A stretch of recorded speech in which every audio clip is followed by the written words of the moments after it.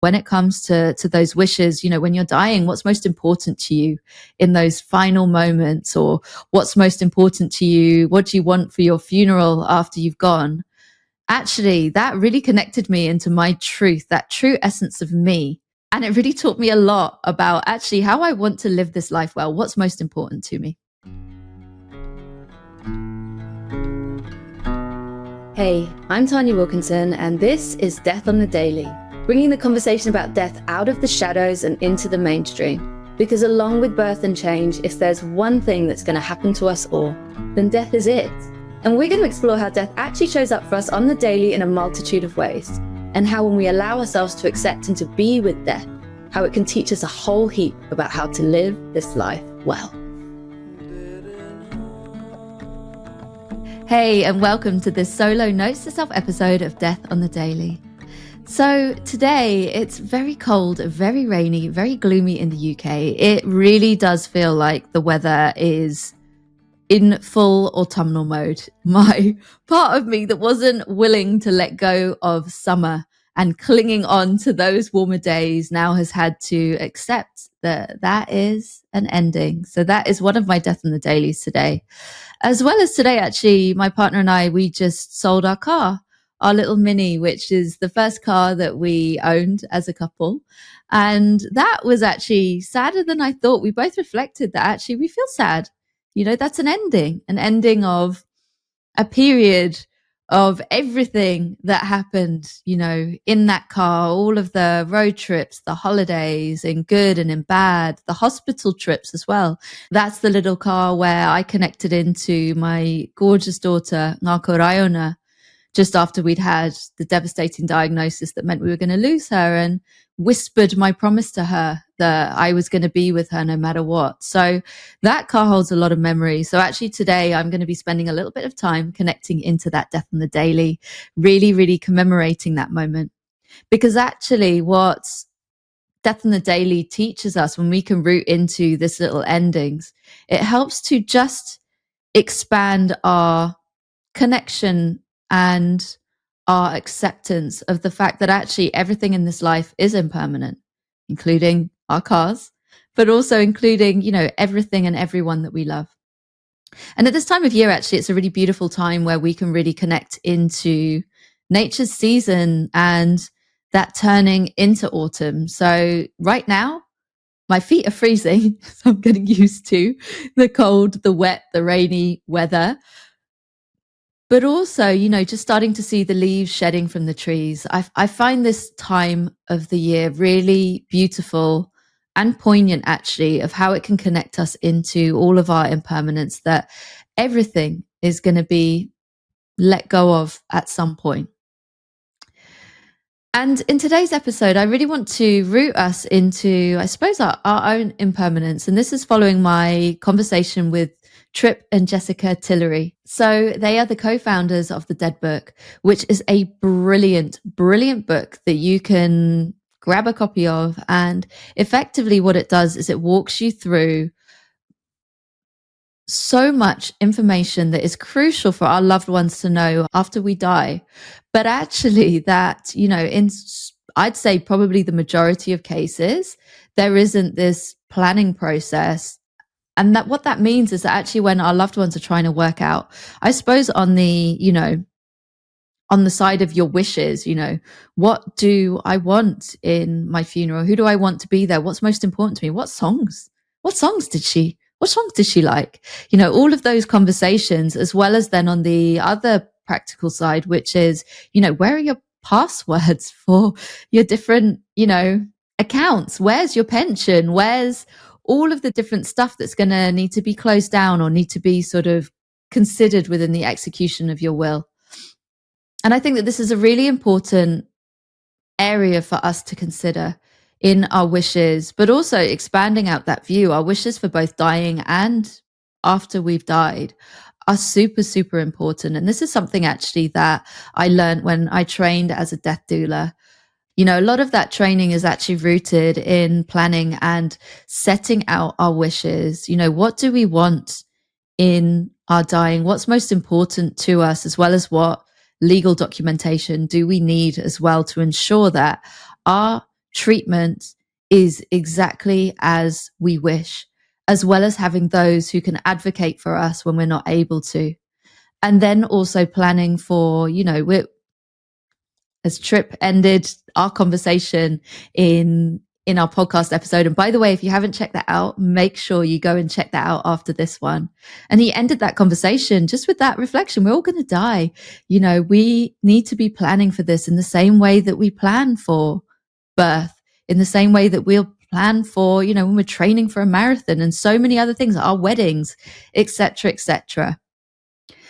But also, for me, I found this process to be really empowering. When I went into my training, we were placed at the start of it that actually in this week, we're going to be considering your wishes for when you're dying. This week, we're going to be considering your wishes for after you've died. And you could see there was a lot of us who were quite like, oh my goodness. Or when we're in the breakout group saying, I'm a bit scared about those weeks. But actually what we all found is that it was really, really empowering. And in ways, actually, when you can be really creative in the truest essence of yourself, for example, when it comes to those wishes, when you're dying, what's most important to you in those final moments, or what's most important to you? What do you want for your funeral after you've gone? Actually, that really connected me into my truth, that true essence of me. And it really taught me a lot about actually how I want to live this life well, what's most important to me. So I thought I'd just briefly share with you just a few little practicalities, as well as to bring it to life, some of the stuff that I have contemplated myself to really show you what this process can look like. So firstly, I wanted to share that in the UK that there's a process that's called advanced care planning. And actually, just to mention as well, there's some areas in the UK, I think it's Scotland and Wales, where it's called the future care plan sometimes. And what this does is this sets out your wishes for your care and your treatment, particularly within, I suppose, the context of if you've got a serious illness or you're at the end of life and you can't communicate and advocate for yourself. So what advanced care planning does is it ensures that your wishes will be respected because actually you think them through, then you log them. And actually there's loads and loads of templates online. If you go to Hospice UK, and I'll put the link in the show notes, there's templates there, there's information there, and if you just Google it, and also obviously I appreciate for anyone listening outside the UK, Google it for wherever you're from and see what the process is. And so in this process, what we do is we think about what our wishes are in these circumstances. We write them down, then we communicate them with those who we love, as well as making sure that that written version is logged with anyone who needs it. For example, it might be, with medical professionals, it might be with, well, it definitely will be also with your family or, anyone who just needs to know exactly where it is. And actually in the episode with Trip and Jessica, Trip shared that his mum had this conversation with him to say, I prepared a dead book for you. It's got all of the information in there. Here's where it is, in the eventuality that I say the eventuality because we all die when I die. And Trip shared actually that when that conversation happened, he was like, huh? What? And, I think it's totally understandable in our death avoidant culture that actually these conversations can be quite difficult. But, at the very least, if we can just log that and then say, here's where it is if you need it, we don't need to talk about it again. At least then that's there. So in advanced care planning, we might, in the context of, I suppose, us dying, think about, what is most important to us in how we're looked after, for example, for our treatment or our end of life care. And actually for me, that is 100% at home, like hands down, no question about that. And I'm sure that, that will possibly be the case for a lot of people, not for everyone, because actually when I was in my training, there were people who were saying, actually, I would feel more comfortable to be in a hospital knowing that I'm there with, medical care all around me. And if we look at the stats, actually, even though I would assume that most people, and I'm sure there's research studies into this, most people would want to die at home if they had the choice. The hospital in the UK is actually still the most common place of death at 43.4%. And that's compared to 28.7% at home. And I would anticipate as well that actually that in part is because we don't communicate our wishes. And actually, when the medical system takes over and our family feel, obviously, oftentimes we can feel helpless. I mean, I certainly, before I did my training, didn't know that, there's a lot of conversations that could be had, even when we're seriously ill, that can help us to come back home for that end of life. So this is where there's real power in having these conversations and where it can be really, really empowering. Now, for me as well, when I contemplate, what's most important to me as well, I know nature's really important. And I know nature is a beautiful source as well of, well-being and grounding and peace, as well as it being a real sort of spiritual connection for me. So actually, that's a big part of what's important to me. I want to be at home, but I also, if I can, want to be taken out into nature in whatever guise, even just out into the garden to the willow, or just looking out from a window over our beautiful willow tree. And linking from my spiritual side that is very much rooted in nature. So, and other things that we put into our advanced care planning is any spiritual or religious beliefs that we want to have really centered and taken into account. So for me, obviously nature is one, as well as the Hindu side of my family is really, really important, as well as there's other different spiritual practices and rituals that are really important and really root and ground me every single day, including my meditation practice, which actually, when I think about it, is really interconnected with that which my Sri Lankan grandmother did, every day that I can remember from, my childhood, because she lived with us from when I was the age of 4. I can remember her meditating. So, get them all down, get everything out there that's really, really important for you. As well as obviously, who medical professionals should talk to if we're unable to communicate our decision. So go online, go search it, and there's so much information and guidance out there that can step you through that process. Then circling back onto the advanced care planning. So as well, there's loads of practical stuff that we also need to put in, like, I don't know if we've got pets or, other sort of, aspects of like, actually, who would you want to care for them? But also what I would say is get creative with this. For me, I have absolutely loved this from the perspective of, if it was my final days, what foods would I want to be eating? What drinks would I want to be drinking? Who would I want to be surrounded with? Definitely would want to have my dogs on the bed. My dogs are on the bed every day, so there's no change in that. But what music would I want on? I think you can get really, really creative. And as Trikar shared in a recent episode, actually this can really, really shine that spotlight on, oh my goodness, what do I love that I'm not giving enough attention to right now? What do I need to bring more in order to fully live this life in all of its joy?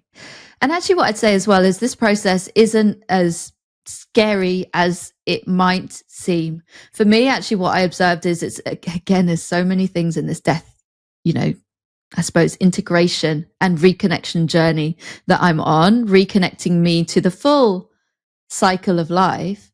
I have realized that actually my avoidance in every single situation has always been worse than stepping through in these processes. In this case, when I did my training, actually, I found this really empowering and very curiously playful and joyful, just in connecting into, what is that true essence of me? What do I love the most in this world? How can I bring that into the forefront? As well as, and I shared in a previous episode in my journey when we lost our daughter, I had to produce I decided to produce a birth and death plan that I took into the hospital.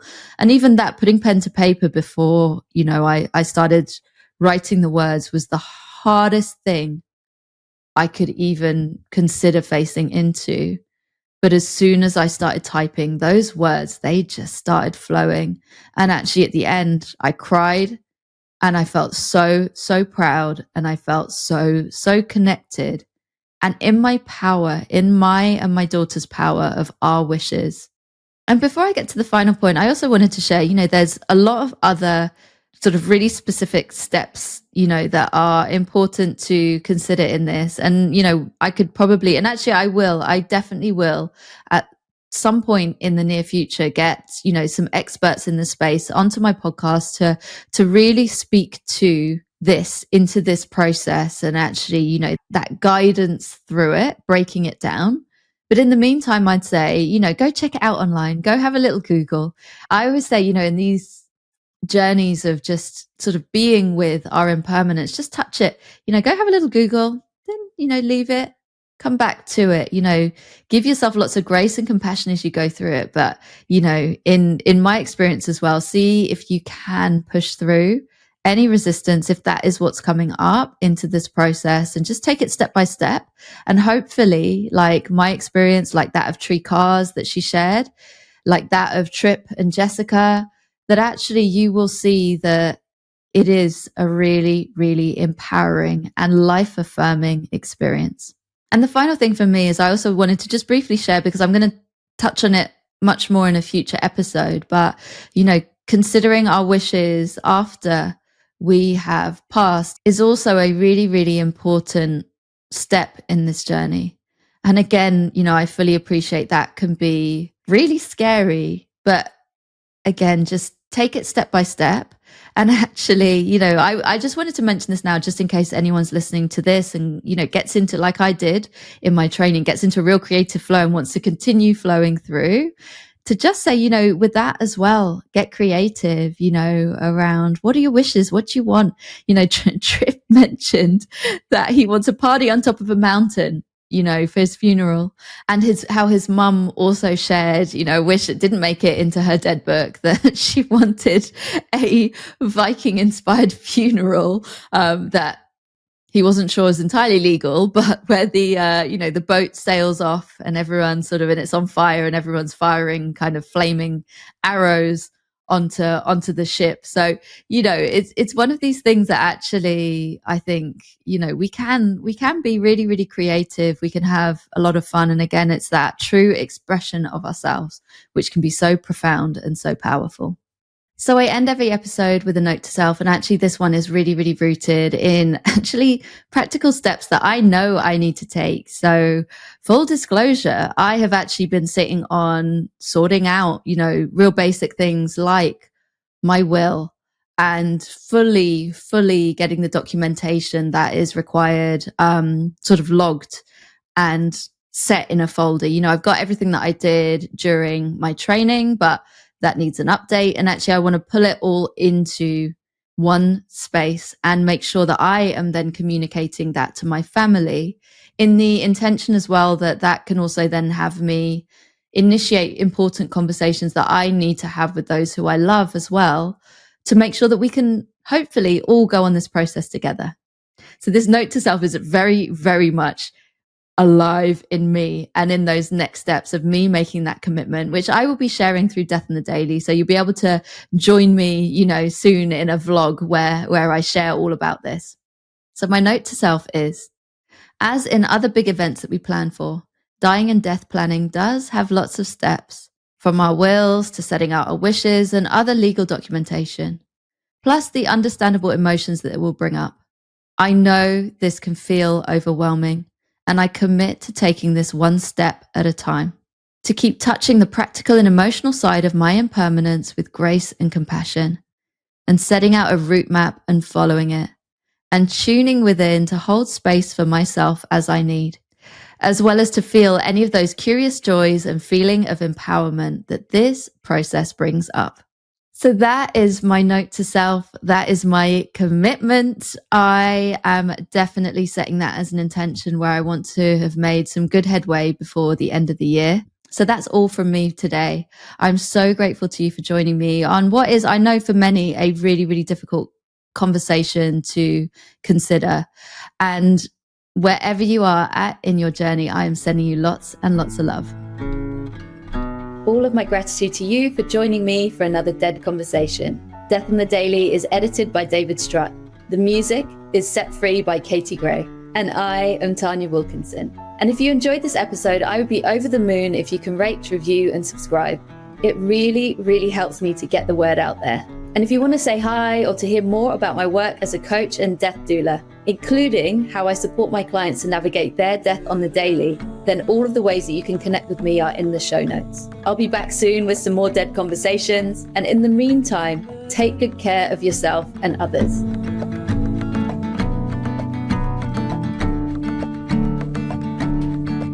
There's a cold fire, there's a crossfire, and there's something inside.